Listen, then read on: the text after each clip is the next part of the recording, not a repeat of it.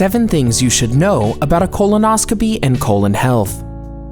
The Centers for Disease Control and Prevention, CDC, has stated that the second leading cause of cancer-related deaths in America is colon cancer. This is why it is important to do tests for prevention of this type of cancer. According to stats collected by the Surveillance, Epidemiology, and End Results (SEER) program of the National Cancer Institute, over 50,000 people are estimated to die in 2017 from colon cancer.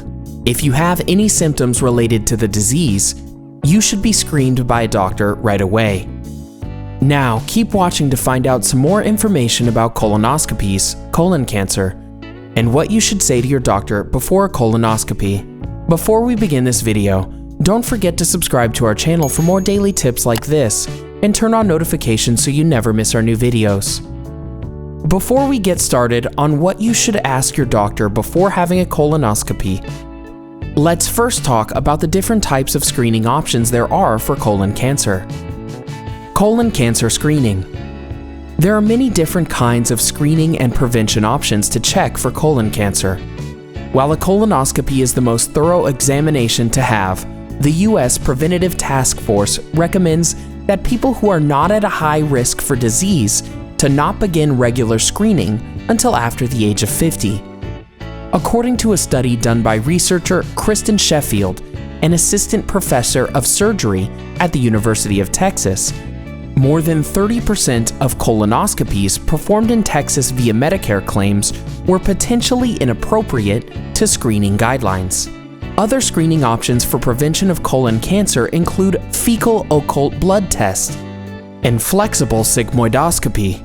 The University of Texas suggests that performing a colonoscopy on patients where it would be inappropriate based on the screening guidelines may expose people to risks associated with colonoscopy without evidence that it will benefit them. Wondering how you can cleanse your colon? Well, keep watching till the end for some tips on how you can remove waste from your colon.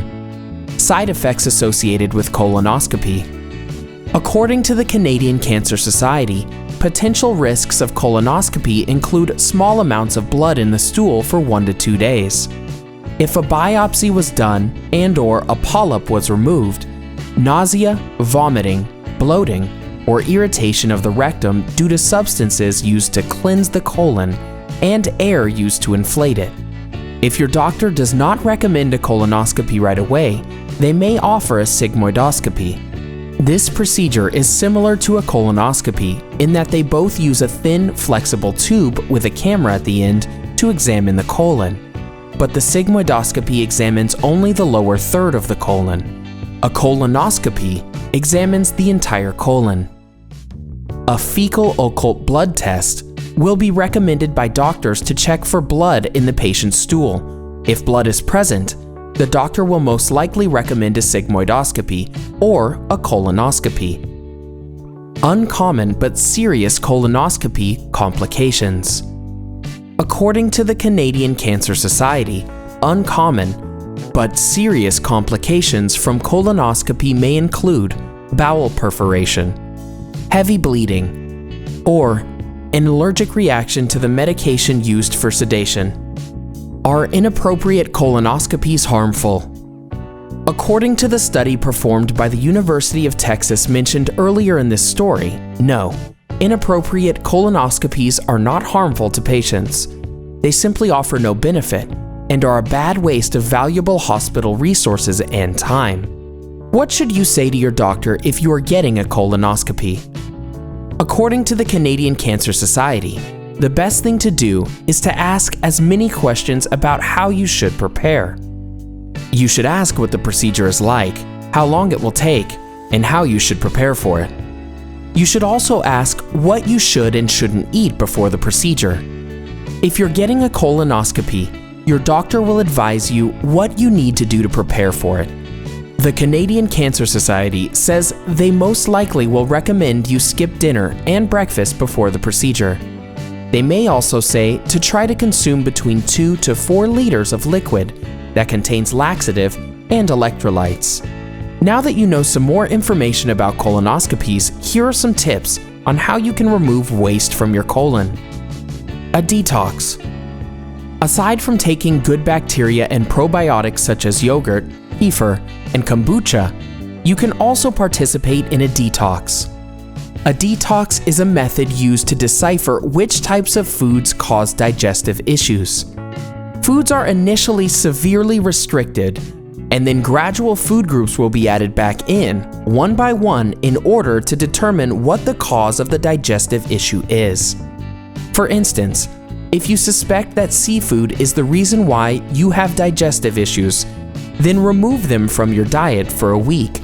If no issues arise within that week, maybe add in one specific type of seafood after a couple of days. Keep adding in different types of seafood until you are able to differentiate which food is triggering these digestive issues. Juice cleanse. Another effective method is to engage in a juice cleanse.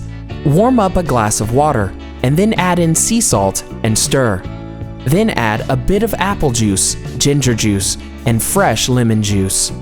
Drink this concoction first thing in the morning on an empty stomach, and then once again just before a light lunch. Consume it one more time sometime in the afternoon. Before partaking in these cleanses or detoxes, make sure that you are properly hydrated on a daily basis and that your diet has a healthy combination of fats, proteins, and carbs. And don't forget your fiber. The colon is an integral part of the human body. It not only processes food and discharges waste, but it also ensures that all toxins, chemicals, and bad bacteria get funneled out of the body. Furthermore, they ensure that the healthy nutrients and vitamins from foods get absorbed by the body.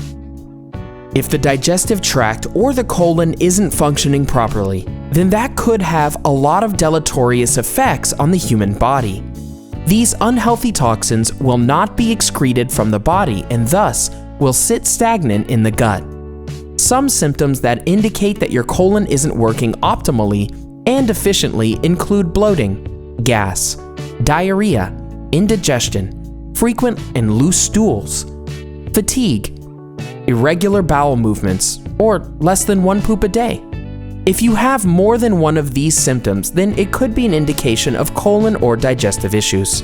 So if you are preparing for a colonoscopy, take some of the things from this video into consideration. The Canadian Cancer Society states that most colonoscopies only take about 30 to 45 minutes to perform, but they can sometimes take a bit longer. After the test, the patient is monitored for 1 to 2 hours. Despite studies showing that colonoscopies might not always be necessary, it's still the most reliable way doctors check for colon cancer.